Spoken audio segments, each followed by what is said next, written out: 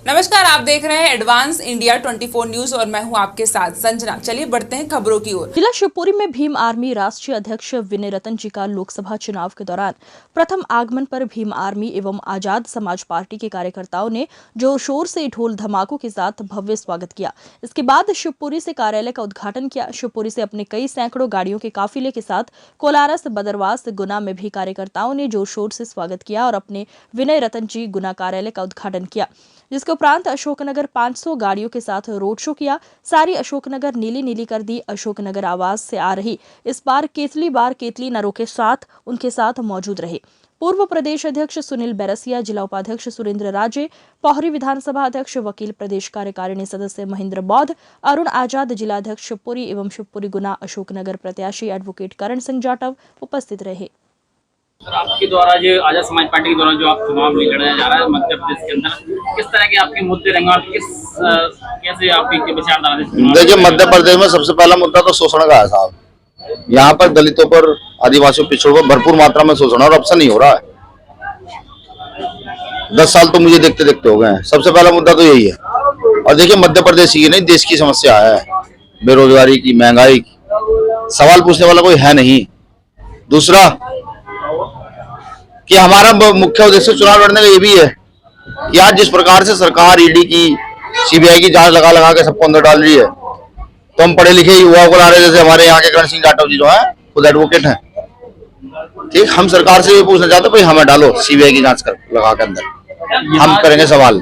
गुना से जो एक बाहुबली है कहा जाता है, महाराज साहब लोग जाते हैं जी। महाराज साहब क्या यहाँ कर, आप उनको कैसे देखते हो? देखिए, पहले तो मैं जो है उनके विषय में कोई ऐसी टिप्पणी नहीं करता। मैं सिर्फ इतना कहूंगा आपको कि देखिए, लोकतंत्र है और लोकतंत्र में ना कोई बाहुबली है, ना कोई महाराज है। लोकतंत्र में सब बराबर है। आप देखते हैं प्रधानमंत्री का भी एक वोट डलता है और एक रिक्शा चलाने वाले का भी। आपका भी एक वोट डलता है, मेरा भी एक वोट डलता है। सिर्फ ये बात जनता को समझानी है। उस काम को हम बाबा साहब अम्बेडकर के अनुयायी बड़ी मजबूती से कर रहे हैं।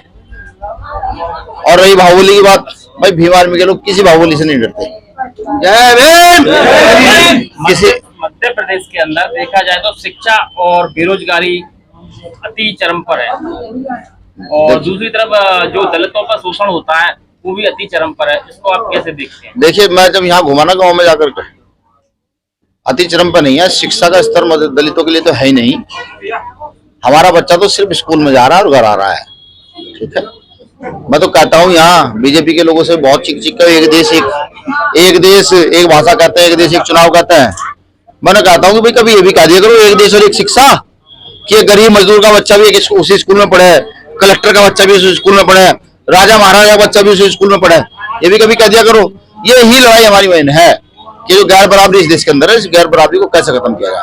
आप लोग गुना से अशोकनगर जो जनता को क्या संदेश देना चाहते हैं? मैं सिर्फ एक ही संदेश देना चाहूंगा कि जनता से मेरी अपील है कि समझे, अब इस देश में लोकतंत्र है। राजा का बेटा राजा कब तक बनता रहेगा?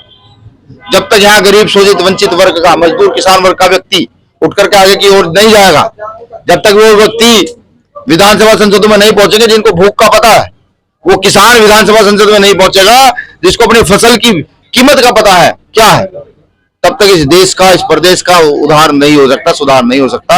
आज महंगाई इतनी चरम सीमा पर है कि हमारे देश में किसान 3, 4, 6 महीने मेहनत करके गेहूं उगाता है और उसी गेहूं को अडानी अंबानी पीस करके, कट्टे में बंद करके 4 गुना 10 गुना दाम में बेच देता है। ये बड़ी विडंबना है। आज देश में किसान मर रहा है, व्यापारी बढ़ रहा है। तो इसी के खिलाफ हमारी लड़ाई है।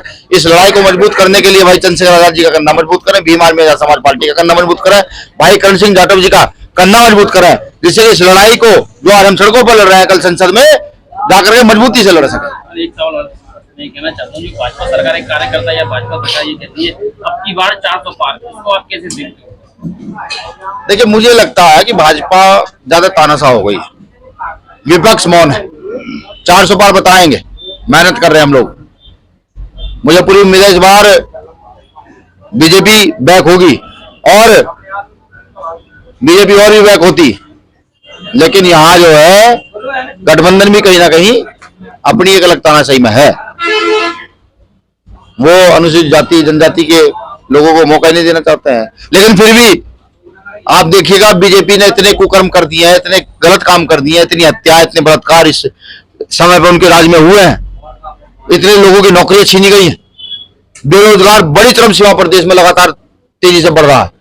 तो इस बार बीजेपी 400 पार नहीं, बीजेपी 40 पार कर जाए, मुझे तो लगता है 40 पार भी नहीं कर पाएगी। इस बार बीजेपी को उखाड़ेंगे।